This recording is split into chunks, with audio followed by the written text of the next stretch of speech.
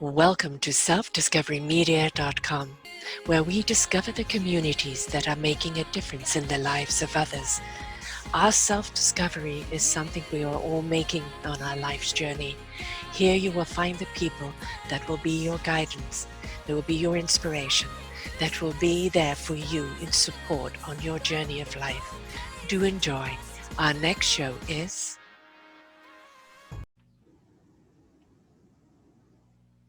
Good morning, good afternoon, and good evening, everybody. Welcome back to another edition of Choose Positive Living right here on selfdiscoverymedia.com.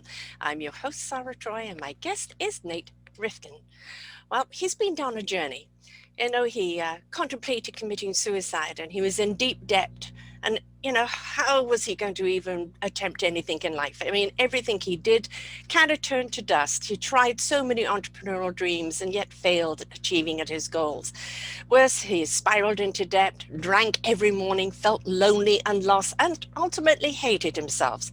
But a few years after a brutal bankruptcy, a stint spinning signs on the street corner, Nate Rifkin had quadrupled his income, married the woman of his dreams, and found happiness and contentment. But what made the difference? Oddly enough, he would discover an ancient form of meditation that reversed his downward spiral and elevated him to levels of success he never dreamed possible. Candid and painful, but ultimately inspiring, the standing medication, which actually, yes, meditation is medication, folks. So the standing meditation is what has helped him, and it's a step-by-step on how to perform the ancient meditation and introducing you to the mysterious spiritual transitions that comes from it. And we're going to be talking all about that today. How did he, with this Daoist mystical tradition, help him find love and triple that income and get onto an equilibrium? Because there's an awful lot of people right now that have had that cosmic 2x4. The last year and a half has been very hard on a number of people. The few years before that have been extremely stressful. And there's a lot of people at that end of tether right now. They don't know the way out. And having found your way out into true happiness, you realize you do have to work on it, don't you, Nate? Yeah, you do. And if you don't, as you said, there's going to be a cosmic 2x4 that is going to remind you that there's no, the time for kind of sleepwalking through life is over. This past year and a half has shown that. It's just like, okay, this is it. So yeah, thank you for having me on. I'm thrilled to share with you.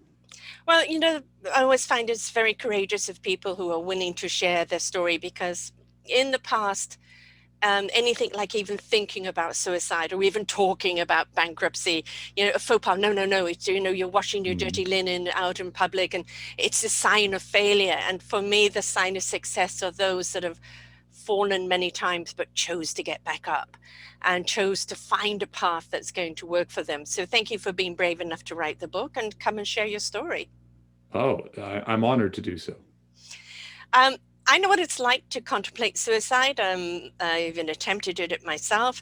It really, you have to be at the end of your tether, don't you? You can't see a way out. All you can see is the same old, and that, you're down in that rabbit hole and you can't even see any light to come out of it. Um, and for you, you were down in that rabbit hole and you were contemplating the various ways that you could do it. How long were you there for before you kind of switched your thinking?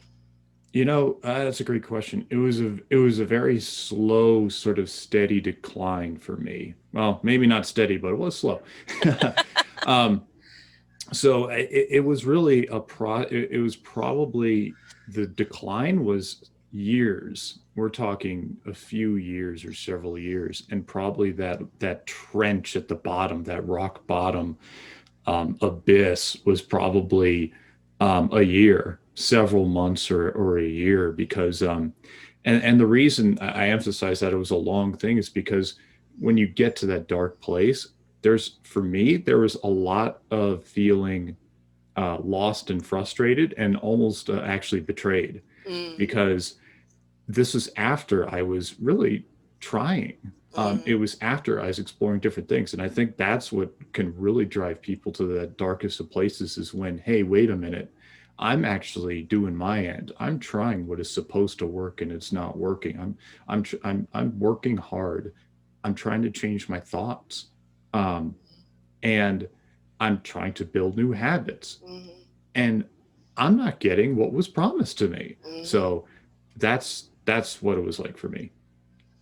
Yeah, I've been in many adventures, backed many things, ended up bankrupt myself a few Mm. times, and it's like, you know, the I've always been a person to go by my instincts. My gut will guide me, and then when your gut guides you, and everything feels so utterly right, and whatever you're doing, everybody's really gung ho about, and yet it still doesn't manifest. It still doesn't come to fruition, or you still get taken.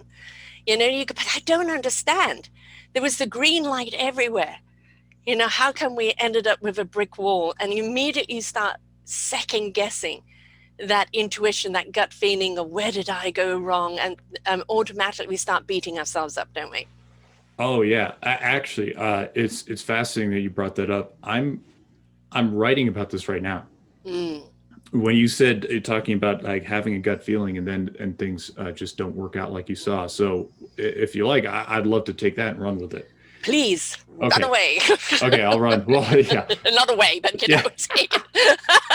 Run and forward, run forward. then we're gone. Yeah. So where'd he go? You said I could. So but it's fascinating what you said because with the gut feeling is right, but things don't work out like you saw. So my personal experience, I found there's like four major reasons for this. And you'll love the last one. One of the major reasons is that number one, our gut signal gets overshrouded by something we demand out of life, something that we're clawing for and grasping for. And I've been there. I think I spent my entire 20s there. I mean, Mm-hmm. because when we want something and when we claw for it, it's almost like the visual I like to use now is like imagine you get invited to a friend's dinner party and you're trying to everyone's having conversations, everyone's sitting down, dinner's on the way, you don't know what the dish is, but it's going to be pretty nice, and you start saying, hey, I want the meatloaf. Could you bring out the meatloaf now? Why isn't the meatloaf here? Am I doing something wrong? Mm.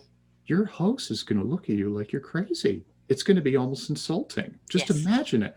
That's what happens when people like mentally and emotionally and psychically like claw and grasp for something. And look, I know it's hard to like be in a place where it's like, but I really do want this. I really do want that better job. And I get it. I've been there. But the trouble is when we have that emotion, Yeah. emotions blare loud, your gut signal is subtle. Yes. So yeah, so it's like trying to listen to a really beautiful violin or a flute in a nightclub where the music is blaring. I mean, it's going to be incredibly challenging. So that's one way. Another way is that people will often confuse a good gut feeling with their comfort zone. Mm. So now, a comfort zone is a funny thing because a comfort zone doesn't mean someone's in a healthy place. It just means that's the kind of unhealthy suffering that they're used to, that they got raised with. Mm-hmm. My wife and I were actually just talking about this because she's working with a coaching client, and she is dating right now, and she's like, the client is saying like, oh, I met this person and he's like, oh, I just felt like this instant sort of comfort with him. And my wife is like picking up on this, is like, is that because it's actually your gut, or is it because this person really reminds you of the dynamic you had with your parents? Mm-hmm. Um, so you have to sort of suss out, am I seeking comfort, or am I following what my gut truly wants me to do, which can sometimes be intimidating. Yes. Yeah, it's not the easy path. No. It's just the proper path. So that's two.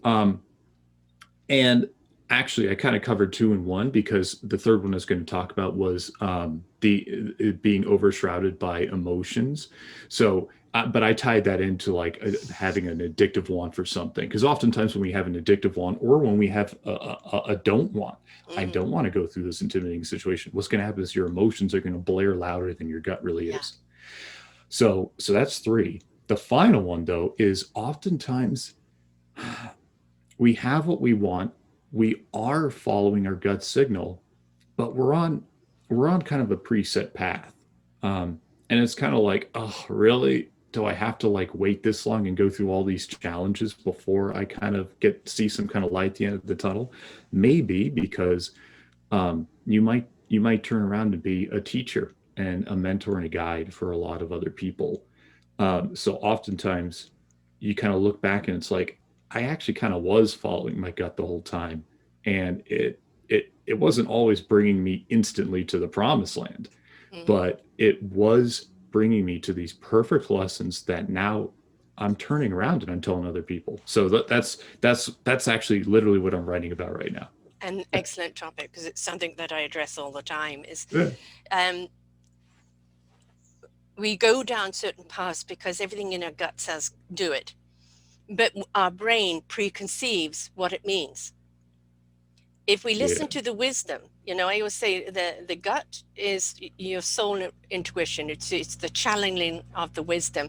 It resonates with your heart in truth. It goes to your spirit into action, and your mind will know what it needs to know when it needs to know it. But if we go and insert the mind before it's gone through the process, the mind takes over and it Mhm. starts dictating what the picture should be and how it should all be. And then the process of actually what the vision really is and making that happen is overshrouded.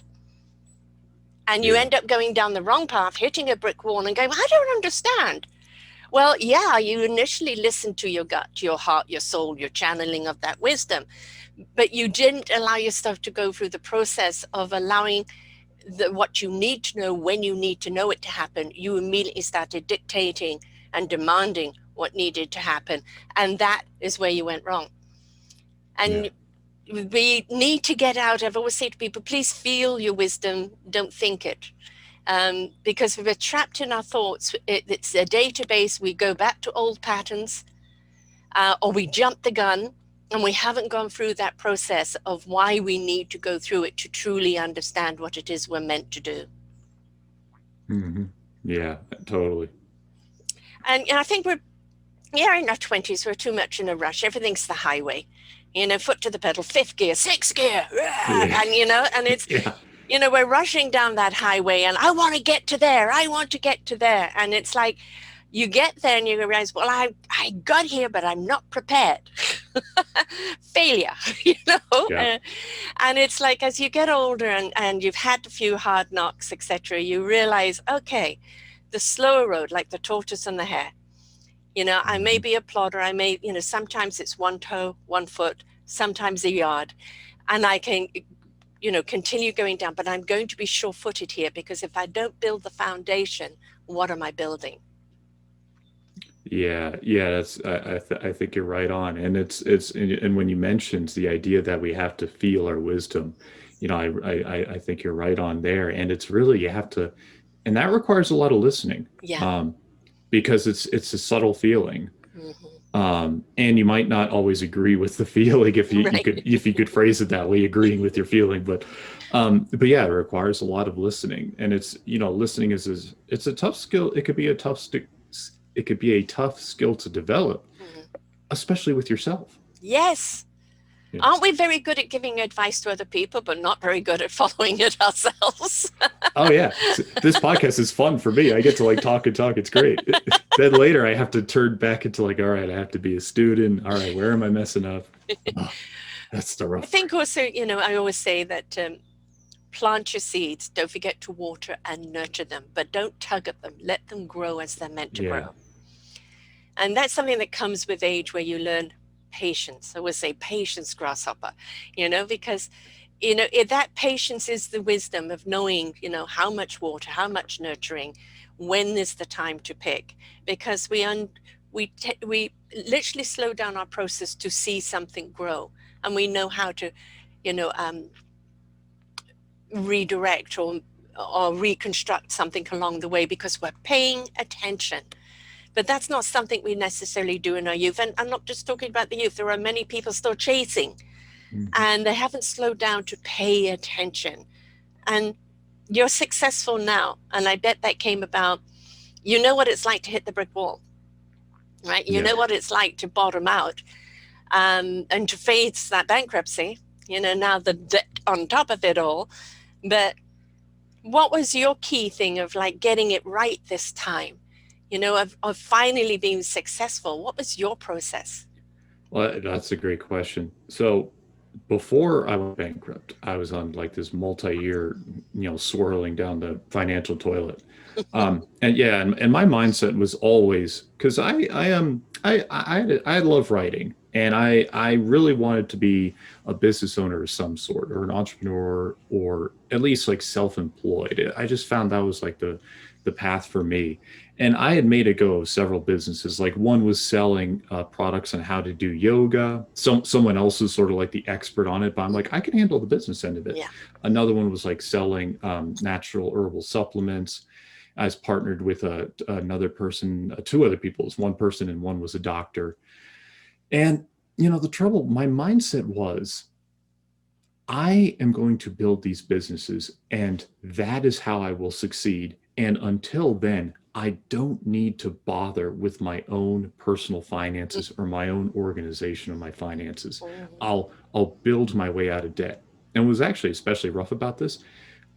I had like a mentor who encouraged, like, you don't scrimp and save to get out of debt. You build a big business, and that's how you do it. And I don't want to throw the guy under the bus too much, although he had a dark side to him. But I mean, I filtered what he was saying incorrectly. Instead of taking what was useful and then discarding the rest and figuring out what was good for my situation, I latched on to that wisdom and used it, almost like actually kind of warped it in order to ignore my own finances. So I'll tell you a funny story. I used to live in Boulder, Colorado, and I was in like a very small, cheap condo. Boulder's not so cheap now, but back then it was relatively cheap. So, but what I would do is I would get a credit card bill in the mail. And this is when things were getting really bad. I would drop the bill on the floor because I didn't even have much of a desk at the time. Um, and I'd cover it up with some other mail. And this is like barely conscious. This is how asleep I was at the wheel. Oh, yeah, of course. Yeah, you're doing the see, no, yeah, here. And yeah, because after that, I mean, that bill left my conscious observation once it was covered up. And I started racking up more and more debt. And it was, death by 1,000 cuts. This was like debt by 1,000 cuts because Mhm. it was all like, make the $39 minimum payment. And I wouldn't do it. Sometimes it was because I didn't have $39 available, but sometimes I did. Sometimes I did. And the debt just kept on going up. Um, and the dream I had where I was grasping at building out this big business never happened. So that's how I eventually went bankrupt, was because I couldn't even afford the minimums, and I had to Mhm. go get a job spinning signs on the street corner, which I could use to afford rent and food if I moved into an even cheaper condo, which I did, but I couldn't afford the minimum debt. So after I went bankrupt, I'm like, I have a choice. I can see this as a horrible failure. I can feel bad about myself. I could give up, which I don't know what I would have done if I gave up, just keep spinning signs, I guess. Um, but I decided I'm going to harness the power of this. I'm going to consider this like a financial baptism. It's like I get to start over. Now, the funny part is I still had a bunch of tax debt that I couldn't get rid of, but I'm like, I'll worry about that later. As far as I'm concerned, I'm starting over. Um, because that was the law at the time. I don't know what the law is in the U.S. now, but at the time in the United States, a certain recent tax debt, even in a bankruptcy, you couldn't get rid of. So I was like, oh. So after it The was over, government, I know. their taxes. And later I could tell what happened with that. So spoiler, it's a happy ending. I'm good now. Um, but after I walked out of that the office where the bankruptcy court was, after I walked out of the building, which was in downtown Denver, I was like, all right, striving and grasping for a big successful business didn't work. But you know what I think will is I'm going to take 10% of my income and I'm going to save it in a savings account. And at the time I was making about $300 a week. I was making, I don't know how the math worked out, but it was like $10 an hour spinning a sign on a street corner full time, 40 hours a week. And I moved into a condo at the time. This is out. This condo's in the middle of nowhere. The rent was $525 a month. And I'm like, I'm going to pay for rent. I'm going to pay for food, gasoline for my car because I need it for work, insurance, car insurance, whatever. And I'm going to set aside 10% in a savings account. I will give away 10% to charity. And I started doing that, and I did that without fail. And every time I did it on, I was able to do it online, the savings. So every time I transferred that money, I went from $30 to $60 to $90, and I looked at that. I looked at that account, and it's just $90 or something like that. But I'm like, 120 over a month. yeah, exactly, Hmm. exactly. And I thought to myself, I am growing wealthy. Right. I'm growing wealthy. Now it may not be at the pace I want, but I literally am doing it. So after I did all that mindset stuff back years before, which didn't work for me, here I am telling my brain, I'm not telling my brain I will be wealthy. I'm not saying I can do it. I'm not saying I am like in the process of attracting or whatever phrase people use to like, you know, rewire their brain for wealth. I was telling my brain, hey, I am. Yes. And here's the proof. My brain finally got it Yeah. because I wasn't convincing it. I was actually doing it. It's Hmm. proof. So what happened was, you might think it's like, well, okay, but all you're doing is $30 a week. You know, you couldn't afford that. Da, da. What happened was my car would start to break down less and less. Hmm. Things happened where it's like, oh, I can't afford it this week. But then something would happen. It's like, huh, wow, okay. I guess that bill it got taken care of, or I got this refund over here. Hmm. Little things.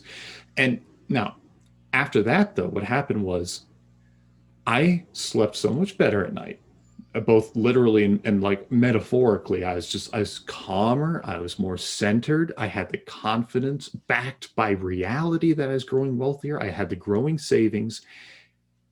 Was I able to make better decisions about my career? You bet. Was I better able to meet people and have a different vibe when I built relationships in terms of my career and any kind of business I want to venture into? You bet I did. So there was a knockoff effect, a ripple effect, and it all Yes. started on the inside. I couldn't do it like, let me force this with a Right. mindset and show up.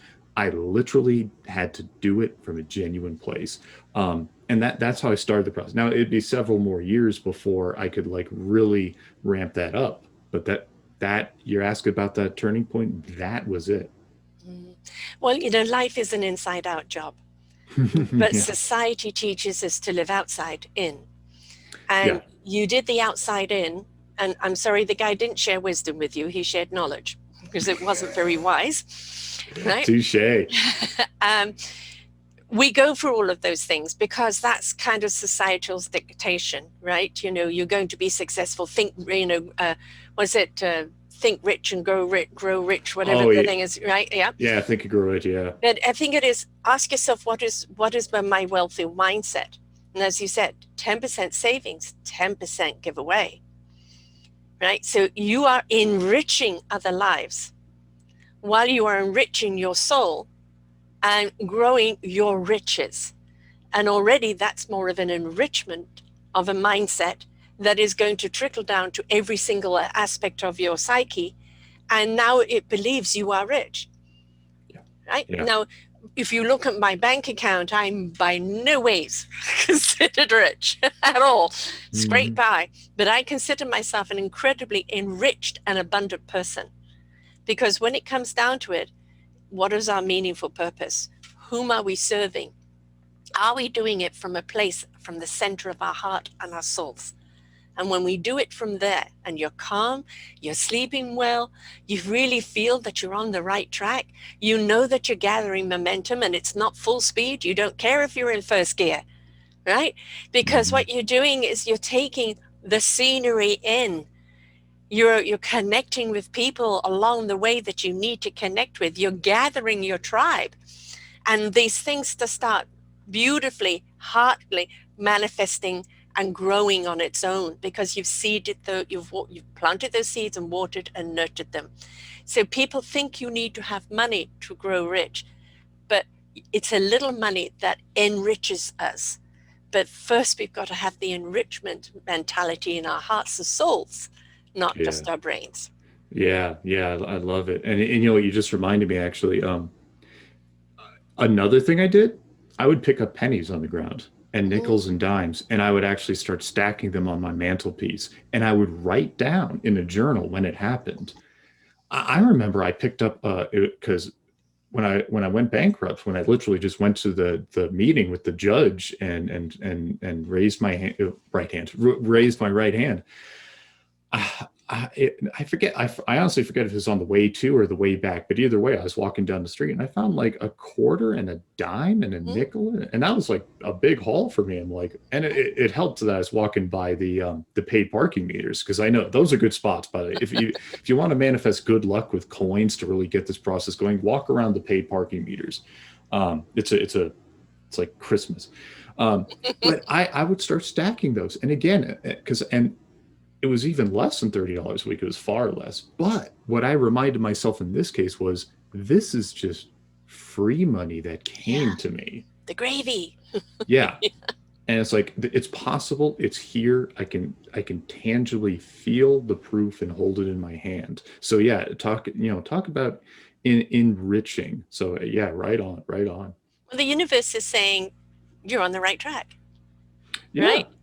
And, It's and like, talk about great timing. Yeah. yeah, well, yeah, and but it was always there. You weren't in the right mindset to see it, Yeah, exactly. Who knows how many I walked over? right? Oh, yeah. I remember a one time. I think I was walking down the street with a friend, and maybe I at one point picked up a nickel or something, and he found a like I forget if it was a dollar bill or a $20 bill, but that guy, yeah, he had some magic. He's like, oh yeah, that happens to me a lot, and I got all jealous and stuff. So don't compare yourself to other people, you know. And no, I'm glad you said that because I Yeah, think two things that are very detrimental are compare and competitive. yeah. Leave the competitiveness to the sports or the games that you play. That's where the competition belongs. But the moment you start comparing, you feel less than. And if you're competing all the time, well, you're competing against yourself, not anybody else. And why are you in this race with yourself? Hmm. But the comparison, I think, is very, very deadly. It's very painful. It's kind of like flogging yourself. And you Yeah. know, as you said that, I thought to myself, because you mentioned leave it to competitive games. And it's like Mm, sports can be great because see, even in a sports arena of competition, you're not going to put the high school team against the pro team. right. And a lot of sports, like say where the size of the person really matters, like wrestling or Wrestling. boxing, they divide it up by weight class. Right. So even in the pure competitive arena, people understand it's like, look, it's ridiculous, and it's harmful to have this competition with people that are just on a totally different path. That's what I like to remind myself. Is like they're on a different path. Yes. They have different lessons. They're going to have different challenges, and even like literally today or yesterday up till today, I have to keep reminding myself of this. It's like they're on a different path. They have different lessons, Mm-hmm. so you have your path with your lessons. There's a quote. um, I forget what. Actually, I tried looking it up. I don't think it really comes from a specific person, but it comes from sports. And the idea is that the scoreboard takes care of itself. Mm-hmm. And this, it's like if you have two teams playing basketball, if they're constantly looking at the scoreboard and checking on it, they're gonna drop the ball Yeah. literally or have it stolen from them. You focus on your own disciplines and your Yes. own abilities that you can grow, and at the end, okay, glance at the scoreboard, see what happened. Yeah. And we had the Olympics here in 2010, and it was wonderful. And what was wonderful was to be downtown and watch so many different athletes from different countries come together. They were all Olympians. Hmm. It didn't matter what medal they were or whether they medaled at all, because it has to be a little heartbreaking if you've missed that medal by 100 millionth of a second, because how much more can you push yourself for that? I mean, that is just the way it goes. But the fact that they were all Olympians, that they were all there having a fabulous time, that their sports were there, the world had come to see them and cheer them on, you could feel that atmosphere. And yeah, the competition was on the field, so to speak. It wasn't with each other. Went out, they were all kind of comrades, which was wonderful. And it just shows how we can cheer people on. And, I don't know if you ever watch MasterChef. They have a MasterChef Kids. Oh, no And kidding. well, MasterChef it's a TV show where all these amateur chefs come and it's competing against each other to win. And then they started doing one with kids, and the kids were like Hmm. 8 years old, having to stand on boxes, and they were creating dishes that like I couldn't do. Wow. The passion, the conviction for them. And if somebody fell, so to speak, they were all there hugging them. Oh, it's Hmm. okay, don't worry, it'll be better next time. And it was such an example to the adults who I'm out to get them. We don't Hmm. want you to be out to get each other. We just want you to put your best foot forward and be there for each other. And whoever wins, they put the better foot forward. It's not out getting you, right? It's because Hmm. I've deemed failure in a totally different way. Fall as many times as you need to. It's the Hmm. getting back up, dusting Hmm. yourself off and going, okay, I'm going to try again. Yeah. Failure is Yeah. when you don't do that, when you give up, when you continue to spin boards on the corner.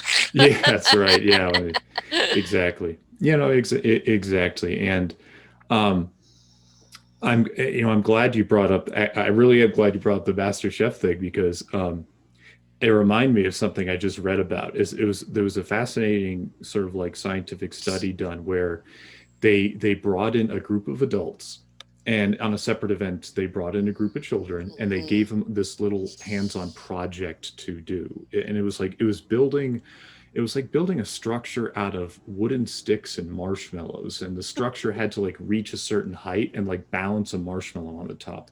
I forget the specifics, but the challenge was, how high can you build this structure in 15 minutes, and the marshmallow has to balance on top.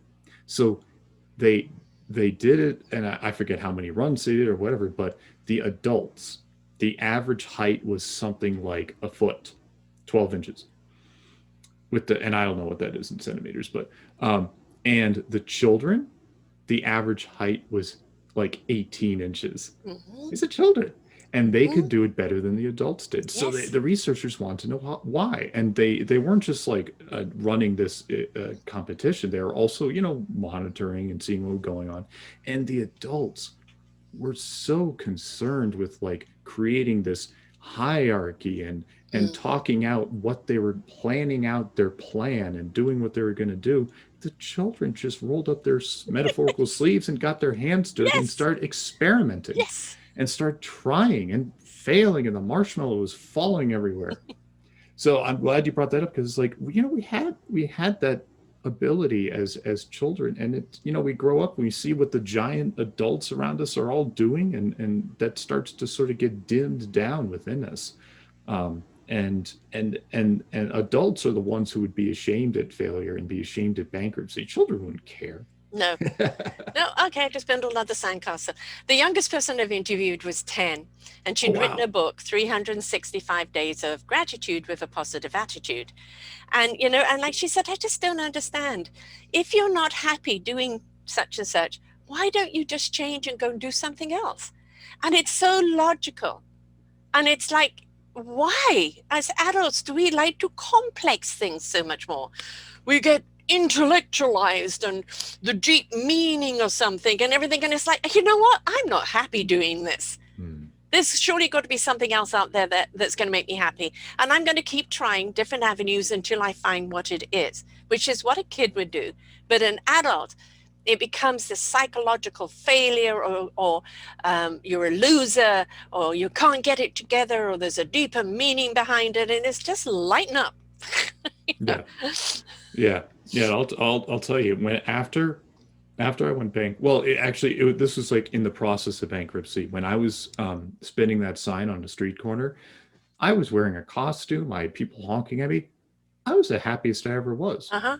Now that was just my path in life, and I was thrilled, and it was so wonderful. I remember sitting at the interview, because they interviewed for this job. It's like, I think there were two questions, but I just remember the interviewer looking at me, just being like, "Oh yeah, you're okay wearing costumes, right?" And I'm just thinking to myself, I had enough presence of mind, I had enough maturity, that I was just like, this is great. This is so perfect. I mean, this is like everything 5 years ago. I would have been like, what? Horrified to do. Horrified, Yeah. horrified and embarrassed. But Yeah. I learned to have a sense of humor about my own Yes. fumbling, bumbling existence. And that Yeah. sense of humor was gave me the relaxation and it changed my vibe enough so that I could actually start to learn and grow Mhm. and receive. Yeah. It was your redirect, right? It didn't mean stay there, but it was the place where you could tap back into that sense of joy, because so many people live without joy. Yeah. And happiness, it's not, you don't go from zero to happiness. You've got to go through the various stages, and joy is one of them. And that means finding joy in the simplest things around you. That will make you happy. It's not Mm-hmm. happy to bring joy, it's joy to bring happy. Mm-hmm. Yeah. Um, Actually, you reminded me. I love talking with you, Sarah, because you're drawing. You just I don't know, for some reason you hit on some amazing point. I just remember this random story from the past. So this one the lesson's a little tricky because it might you'll love my setup for this because it might trigger some people. They might jump to some conclusions. I was at like kind of a spiritual retreat. This was after my bankruptcy. This is more recent in my life. And I was talking with this guy, and he was in his 60s, something very, very cool guy, obviously a very centered, settled guy. And he was telling me a story about how he went for a hike. And it was in nature. And he was observing, like, I don't know what it was, whether it might have been some birds like building a nest. And he's like, this is gorgeous. Look at these Mm-hmm. birds just doing what they do, Mm-hmm. and he's enjoying the simple things. And then he turned his gaze and he saw those giant metal structures that hold power cables, Yeah, the yeah. huge ones. Mm-hmm. And he took one look at those and he thought, that's so beautiful. It's people, building what they're building. And I paused for a moment. I thought about it and I got the lesson. It wasn't a judgment on whether or not it's a good idea for us to build power cables or not. He was just taking a moment to observe, living things just doing what they were doing and creating and assembling and going through what they were meant to go through at that moment. And for the birds, it was their nest, and for the people, it was the Mm-hmm. power cables. And I was like, talk about living in that little moment and seeing and extracting the beauty of an observation without judgment. We don't do that enough. Yeah. We just don't do that enough. And I think I recently became a grandma for Oh, the first congrats, time. congrats. Yes. And he is, the apple of my eye. And he's a smiler. And like, the other day my daughter's a little ways from me, so I go every 2 weeks. And she put him in my arms asleep. And then he kind of does the whole as he's coming back to life. And then he opens his eyes and looks at me, and then this big smile. He's 13 weeks, big smile. And he has this smile that smiles with the eyes. Hmm. It totally draws you in. And he reminds you that life is something to smile about. Now, I know in the last 18 months, we've gone through a horrific time. Hmm. In whatever way it's hit people. For some people, it's been very good for them. Um, but there's been a lot of death, there's been a lot of destruction. You had the 5 years before that of total tornado of emotions politically going around that just had people up in hysteria for so long. And it's been a long time, Hmm. and everybody is tired and exhausted, and they're coming out of this now. And, they may have lost their jobs or their business or somebody they loved. And it's like loss is inevitable in life. We're all going to lose something along the way. We're all going to be bottomed out at some point. It's how we get back up. It's everything has a reason, and we don't see it at the time, but you can reflect back on it and go, "Oh, now I understand why." And I was involved with a gentleman who had invented an electric motor that was also a generator, and it was very much on the quantum physics, Hmm. way beyond my understanding. But my gut said this has to be developed, and he proved a technology where all of the technology people said it can't be done, that in math it cannot be done, and he proved it could be done. But this was around the 2008, And there was the crash. People were investing as it crashed. Then other people invested in us and ended up stealing our technology. Oh. And it ended up being really catastrophic because I had literally put everything I owned in it and we're now living out of a van. But it ended up with him taking all that he knew from that, all that he had learned from that, that quantum physics, along with the true colors, of which I'm a coach, and also along with numerology. And because I was his muse, and putting it all together. And now he's created some artificial intelligence for Microsoft. And it's like, very often the vision that we're giving, it has to be built. We think it has to Mm, be built. It's a motor, it should be worked as a motor, because originally we're looking at cars, right? mm, And in the end, there's nothing wrong with that motor. Somebody wanted to pick it up and take it on today, it could be absolutely some amazing things.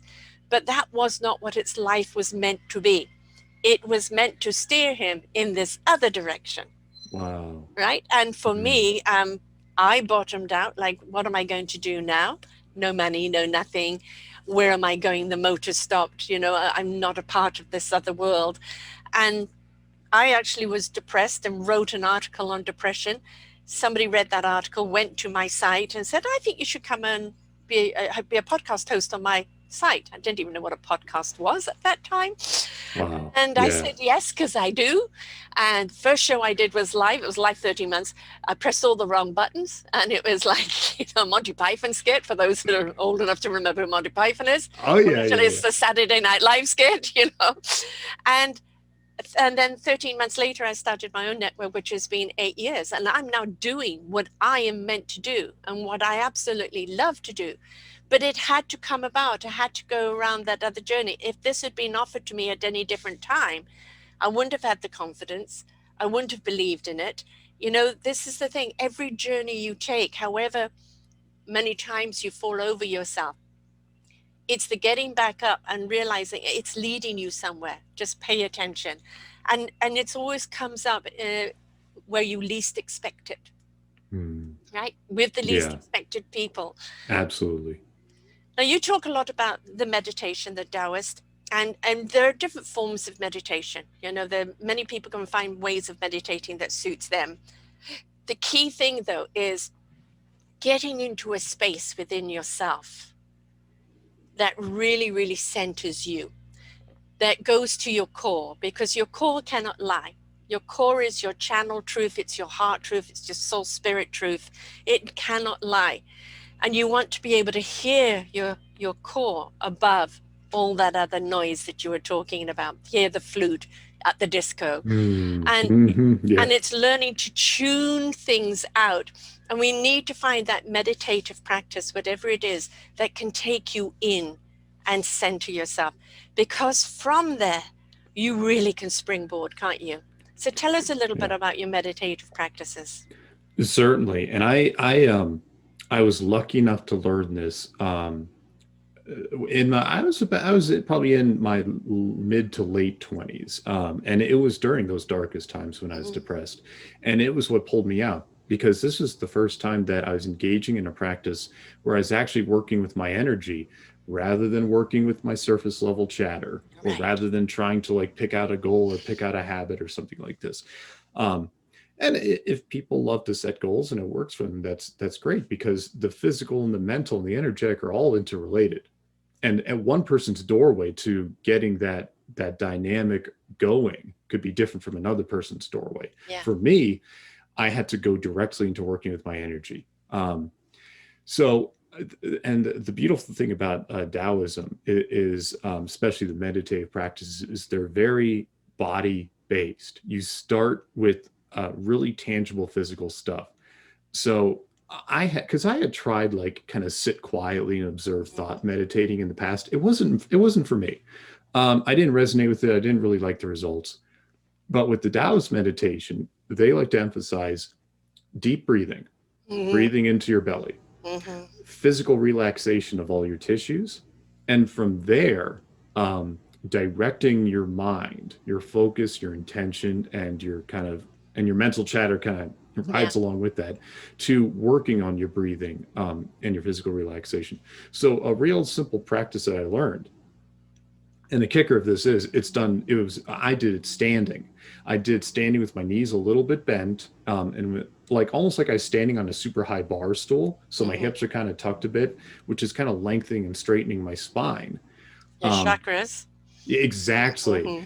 And it's fascinating how these traditions, like they have different words, but they're all Yeah. walking up the same mountain. So, there could be a tradition that calls them chakras with Taoism. They're the Dantians, and their Tai Chi poles, what it's called, but the locations match up like Yes. perfectly. It's great. So, and I would breathe into my belly, second chakra. Um, and what I do is I'd imagine feeling, Mm. feeling like a warmth and energy gathering in there. Now, what is this doing? It's taking the energy that's looping and looping and looping in my mind, which any kind of practice I tried with positive thinking was just adding more energy to my mind. It's like my mind was a giant garbage disposal unit and it didn't go anywhere. It's terrible. So, but what happens is the energy would go down into my belly and I'd finally be able to balance things out. And as I breathed into my belly, I would relax my central nervous system. And as that relaxed, I was able to relax my muscle tissue more, Hmm. which opens up the flow of energy, which helps me relax, which helps me quiet down those self hating thoughts. Yes. And it wasn't because I was trying to stop hating myself, I wasn't Mm. battling against my Right. thoughts. Right. Yeah, I was actually redirecting the energy. And as a result, the thoughts Mm. transformed. Um, and like we were talking about earlier, inside out job. Hmm. This was the most inside I'd ever gotten. Yeah. And the results were incredible. I used to drink alcohol every morning, and Mm. by doing this practice, I actually felt good enough that I didn't crave that alcohol in the Mm. morning, so I stopped. That's just my personal journey. I don't know, everyone's different, but that's what happened to me. Other people started remarking, it's like, Nate, there's something different about you. And that's like when my rational mind was like, oh wow, there really is something to this Mm. if other people are picking up on it. Yeah. Um, and nothing, so little was working out in my life that I Hmm. decided to really focus on this. Yes. Um, and that's how the ship took a long time to turn around, but this started turning it around. And I needed a turnaround, so I'm like, Yeah. I'll take it. Yeah. I had enough 2x4s. It's like, okay, I'll take this. How many more do you need before you Yeah, get the message? yeah. It's like, okay, I have it. I Surrender. got it. I'm done. Yeah, received. We tell people to take a breath. Before you react, before you open your mouth, before you take an action, take a breath. And there's a reason for that. Mm. 3 deep breaths does align your chakra. Mm. It allows that energy to go through your body more cohesively, calmer, and it allows your brain to get the oxygen it needs for rational thought. So there's a reason why we tell people to take a breath, and the reason why breathing is so utterly important. Now, Mm-hmm. I'm an asthmatic. I know what it's like not to be able to breathe, right? And literally Mm. feel the oxygen leave you. I know what it's also like when I take a deep breath and I can feel everything in my body, just getting that kind of oxygen and opening up those energy channels. And when we open up those energy channels, they flow.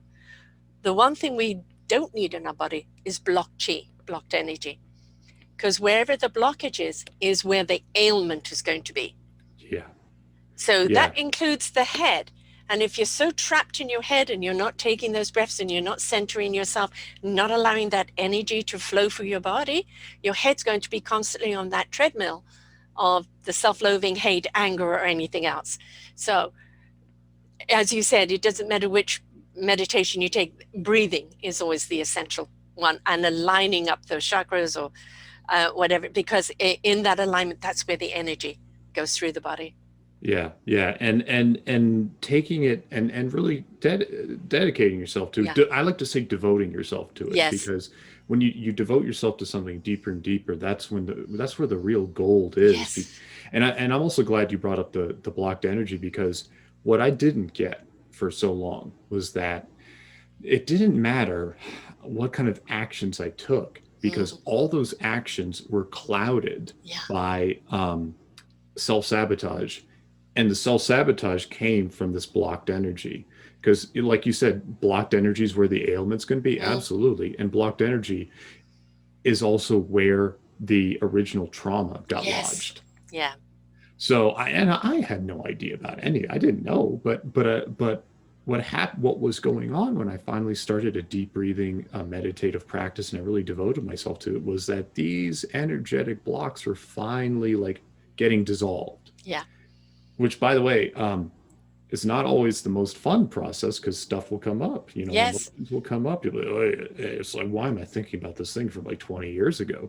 Because it needs to come out. Yeah, exactly, exactly. I'm glad we're talking about this because some people might think that something is going wrong or Right. that they are doing something wrong. It's like, Mm. no, no, no, no. This is great. Releasing. Yeah, yeah, keep it, yeah, keep it up. And then what we'll find is like, oh my goodness, I used to have this pattern and it kind of stopped, or I used to always run into this kind of person, Hmm. and that just kind of went away. Yeah. Huh. Yeah. It's beautiful. Yeah, it is beautiful. It is absolutely beautiful. The answers are always inside of us, including the traumas that are inside of us. Mm. And, it's like when you're detoxing, a wound may get worse before it gets better because it needs to eliminate the toxins. And that goes for toxic memories. Mm. And when they come up to the surface, um, that is when you go, I recognize you. I feel for you. I care for you, but but I let you go, right? It's how many, as somebody said, is grieve that inner child, Mm. and what they've been through. But you now give you permission to release the pain. And when you can look back on something that happened to you without any ounce of pain or worry or anxiety, then you know you're through it.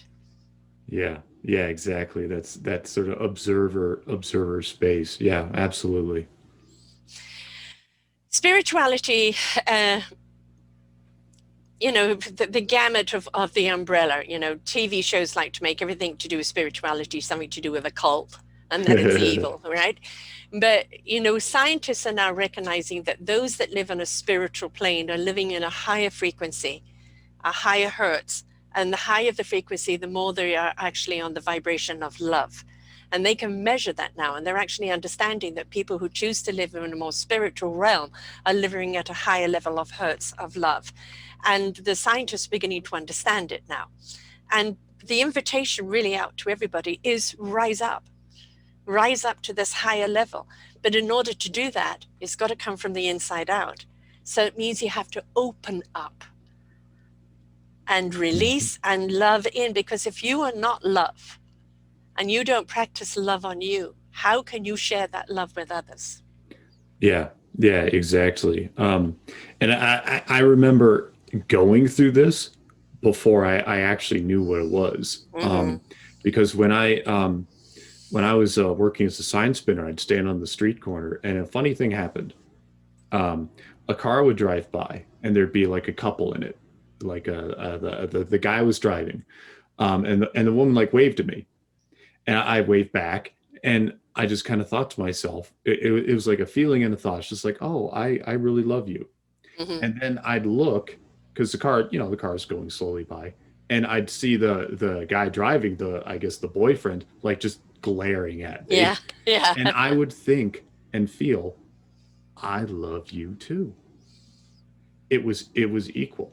It right. was both. It was Yes, everyone. yes. And it's not to say, if I mean, of course, like probably like 5 minutes later I would get upset about something and like Mhm. Yeah, yeah. but it was my As somebody first. goes through a puddle and splashes you. Oh, of course, yeah. I'm telling you, yeah. And but it was my introduction without even knowing what was going on. It's like, oh, this is that feeling of that like universal love that just like it's that expansive, like all inclusive feeling. And Mm, it was amazing for me because I wasn't I had no preconceived notions of mhm. what it was like. I was able to understand, oh, okay, you're you still need you're still on a journey where you're working on yourself. It doesn't mean you're like a saint, but it does mean that throughout every with every other person, there's going to be that it could just be a trace, but there's going to be that trace of that love. It's Yeah, like, oh wow, so okay, so that's what that is. So it's a matter of just like how much more. can Yeah. you have that going while still living in this time and space existence? And we can never love enough, and we Yeah. can never be loved enough. And in a true relationship, one should feel honored that your partner is being loved by so many, because Mhm. we have no territorial demands on them. And if your spouse or loved one or children or anything is loved by so many, they're doing something right. Obviously, if somebody tries to take action on that in an inappropriate way, that's a different thing. And some people do. Some people do. I remember talking to a woman who was married. She was actually a lesbian and married, and she was working with somebody who had opened her up, and she was discovering love, and she thought she was in love with him. And Hmm. I said, no, you're in love with the love that he has Hmm. shown you. It's not him. He's introduced you to love, and you really felt it truly and honestly for the first time. Just allow that love to expand beyond him, and you will see that it's your love that is for everyone. And she kind of got it after that. But we do, that is the dangers of it, of attaching love instead of freeing love and letting love be free. Because really, when we hand it out to everyone, it is just freedom of love, isn't it? Yeah, yeah. There's a story. It's a pretty long story, but I'll just like take the pertinent part where there's someone who's training under oh gosh, I think it's a Tibetan Buddhist monk, and the person was actually like upset about the student was upset about the relationship he had with his wife, and the teacher's just like, and he's like, oh, my wife, and the teacher's like, what? She's yours? Yours? Yeah. A possession? Oh, the guy's like, oh, okay. So How yeah, much did you pay for her? so yeah, so it's this idea. It's like, oh, that's not mine. So yeah, absolutely.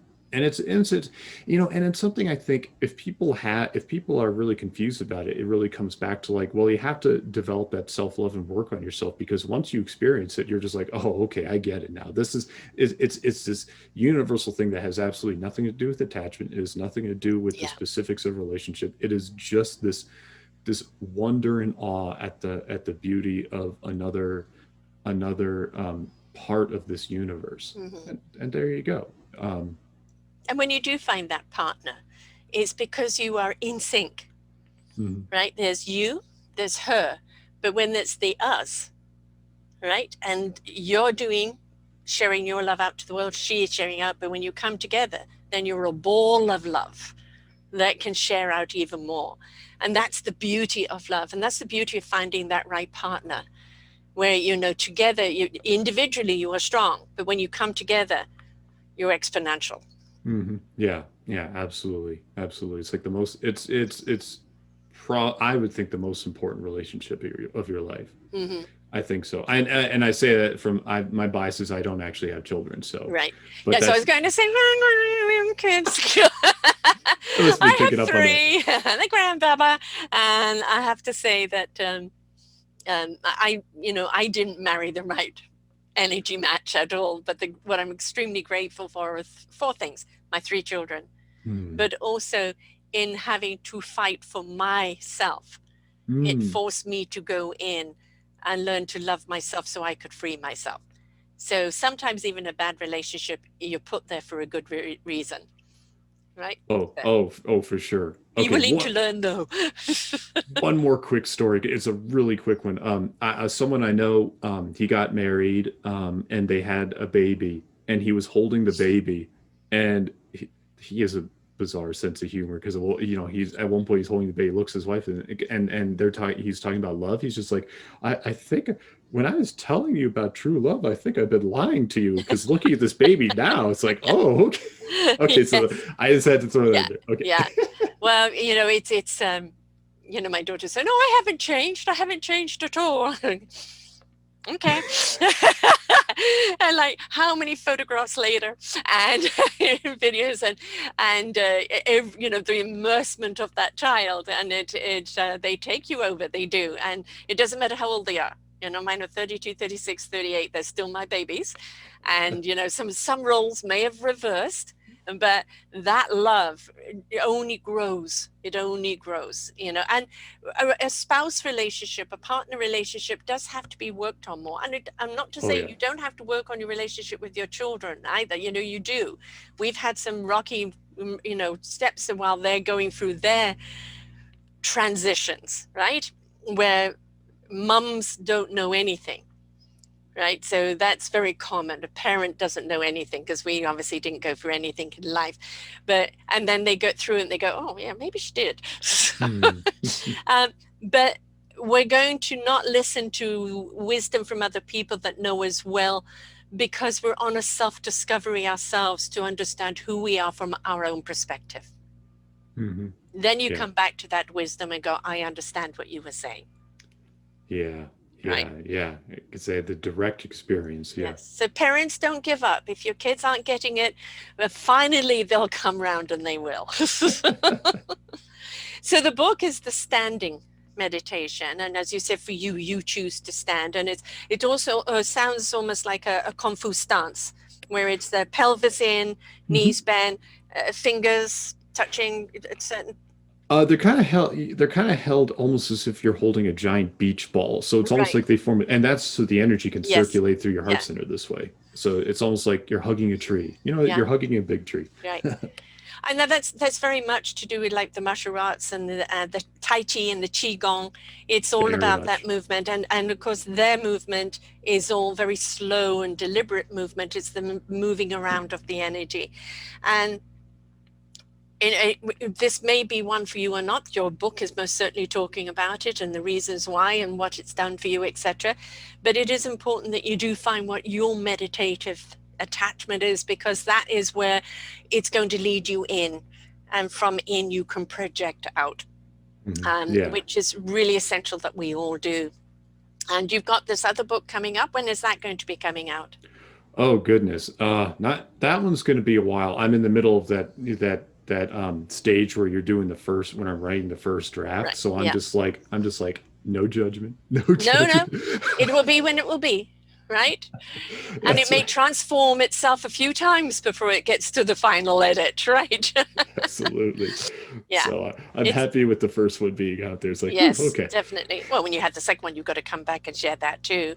love to. I always find in such delight, when people have gone through their process. And I always say the best teachers are those that have gone through it. You understand, Mhm.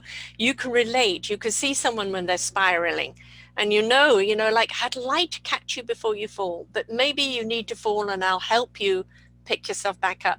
But it's not doing it for you. It's being there as your support, your tutor, your guider, your supporter. But we have to take onus and responsibility of our own actions. We have to choose positive living. Yeah, absolutely. It's in the Taoist tradition, they're big on it. It's like, all right, here, let me give you one little tidbit. Okay, now go off and you come back and tell me what happened. Yeah, And it's super strict, because they yeah, get it. Because it's so easy to otherwise kind of get intertwined in that yes. codependent relationship. So yeah, it all comes back to like just like with children, Mm, everyone, and we're all children, is going yes. on that journey of direct experience and direct growth.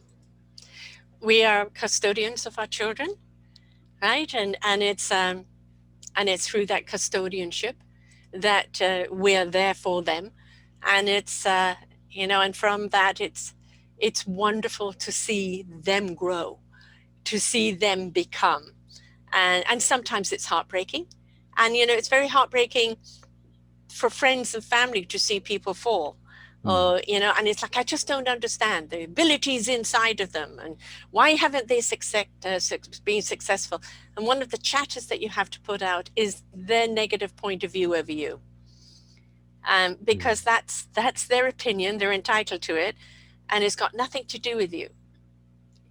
And really, it's got nothing to do with you because it's their opinion. Don't take it on, right? Ultimately, is be prepared to look in the mirror, right deep into the eyes, right down to the heart and the soul, and start conversing there. Hmm. Yeah. Beautiful, beautifully put. And meditation, whichever it is going to get you there. Yeah. Yeah. because Yeah. blocking out that chatter, that chapper, chat, Hmm. chatter. That's the important thing. There is so much static going on around there, and it's very hard to find center in yourself, right? So, Yeah, and it's like how we started this conversation. It's also the key to clearing away what's getting in between you and that gut signal. yes, yes.